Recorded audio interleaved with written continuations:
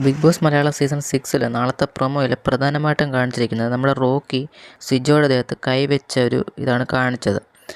സിജോ വന്നിട്ട് നല്ലവണ്ണം റോക്കിയെ പ്രൊവോക്ക് ചെയ്യുന്നുണ്ട്. നല്ലവണ്ണം എന്ന് വെച്ചാൽ നല്ലവണ്ണം സഹിക്കാവുന്നതിൻ്റെ അങ്ങേയറ്റം റോക്കി ക്ഷമിച്ചു നിന്ന ശേഷമാണ് കൈവച്ചതായിട്ട് അങ്ങനെ കൈവെക്കാൻ തുടങ്ങുകയും നമ്മളുടെ പ്രൊമോ കട്ടാവുകയും ചെയ്തിട്ടുണ്ട്.